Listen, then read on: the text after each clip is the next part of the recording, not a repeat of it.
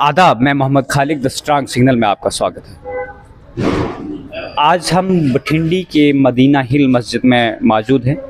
सारी दुनिया को पता है कि पूरे दुनिया के कुछ ममालिकों में आज ईद मनाई जा रही है। तो हमारे साथ जुड़े हैं मौलाना इरफान साहब। मौलाना इरफान साहब, आपका स्वागत है। अस्सलाम वालेकुम। वालेकुम सलाम व रहमतुल्लाहि व बरकातुहू। मौलाना साहब, क्या कहेंगे ईद के बारे में? आज ईद का पाक दिन है। आज ईद उल अज़हा का मौका है और ये खुशी का दिन है सारे ईमान वालों के लिए।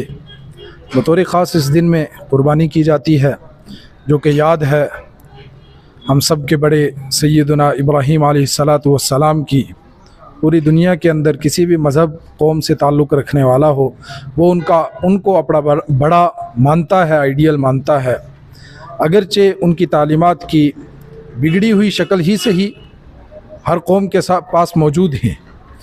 उन्हीं की तालीमात को अल्लाह रब्बुल इज़्ज़त ने ज़िंदा रखा और आखिरी नबी हबीब किब्रिया सल्लल्लाहु अलैहि वसल्लम की उम्मत को भी हुक्म दिया कि जिस तरह उन्होंने अल्लाह के लिए भेड़ू की, दुम्बे की कुर्बानी की थी और ये ज़ाहिर किया था, असल में वो कुर्बानी बेटे की थी जो रब ने उनको हुक्म दिया।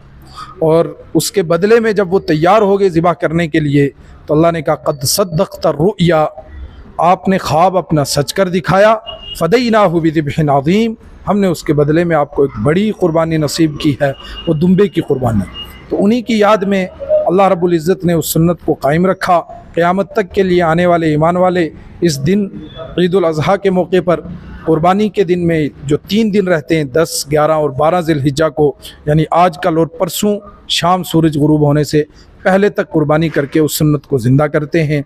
और ये समाजी तौर पर भी बहुत मुफीद है, माशी तौर पर भी बहुत मुनासिब चीज़ है। इसके ज़रिए से बहुत लोगों का माल आता है, बिकता है, उनका रोज़गार चलता है, गरीब लोगों तक गोश्त पहुंचता है। क्योंकि इसका फ़लसफ़ा यही है कि गोश्त को भर कर के अपने पास नहीं रखना, अगरचे जायज़ है, लेकिन असल यही है कि उसको तकसीम किया जाए, दोस्त अहबाब में बांटा जाए, रिश्तेदारों में बांटा जाए, पड़ोसियों में बांटा जाए और सबसे अहम गरीबों तक गोश्त को पहुँचाया जाए। और सबसे बढ़ कर के ये रब का हुक्म है।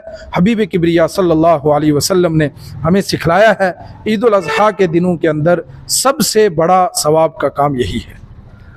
मौलाना साहब, आपने कहा कि ये फ़लसफ़ा है, ये बहुत मुफीद है लोगों के लिए, मुसलमान कम्युनिटी के लिए तो है ही, लेकिन वहीं पे कुछ ऐसे लोग हैं हिंदुस्तान के अंदर जो ये कह रहे हैं कि अगर मुसलमान ईद करता है या कुर्बानी करता है, कुर्बानी करने की वजह से जो माल मवेशी है उसको कुर्बान मत करो, उसकी जगह, मतलब एक प्रोपोगंडा है कि उसकी जगह आप केक रख के तो ईद सेलिब्रेट करो।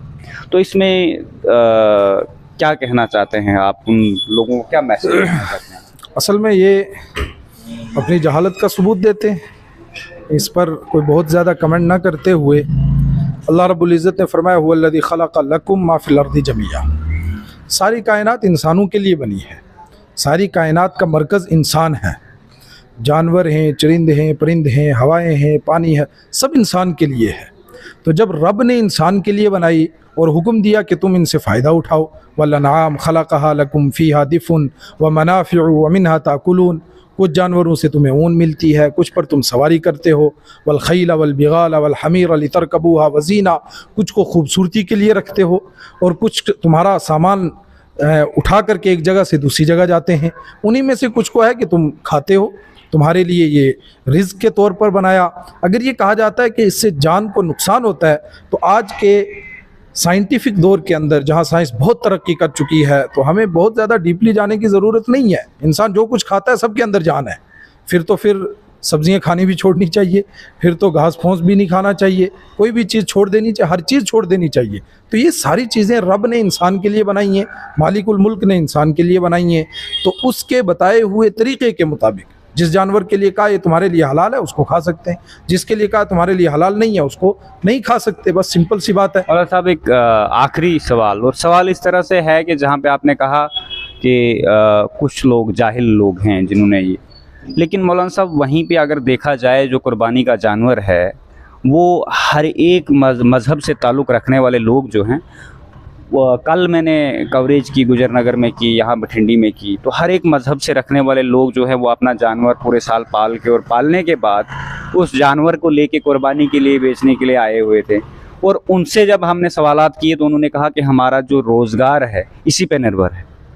तो वहीं पे जो कोट बलवाल एरिया है या अखनूर एरिया है, वहाँ से हमारे हिंदू भाई आए थे यहाँ पे जो कुर्बानी के जानवर बेचने के लिए आए थे। और वहीं पे यूपी में ऐसा कहा जा रहा है कि कुर्बानी के जानवर को कुर्बान नहीं करना है और इसको बैन लगाना चाहिए। जी, मैंने यही कहा कि जहालत का सबूत है, और जहालत का मतलब कि अनजान है, पता नहीं है। अनजान है या जानबूझ के एक मुस्लिम कम्युनिटी को टारगेट। जाहिर है हम किसी जहन के अंदर तो नहीं जा सकते, और इस तरह की सियासी चीज़ों में, पॉलिटिकल इश्यूज़ में हमें पढ़ना भी नहीं है। कोई नहीं रोक सकता है, पूरी दुनिया के अंदर है, कितने में रोक लेंगे। हर मुल्क के मास्त, मुल्क के खुदाए मास्त। तो जितनी सी चादर है उतने पैर चलो फैला ले, उसमें क्या हर्ज है। अलबत्ता इसको कोई रोक नहीं सकता है। जहाँ आपने कहा कि सब लोग आते हैं, तो बेचने से कोई दिक्कत नहीं है और ख़रीद करके ज़िबा करने से परेशानी है।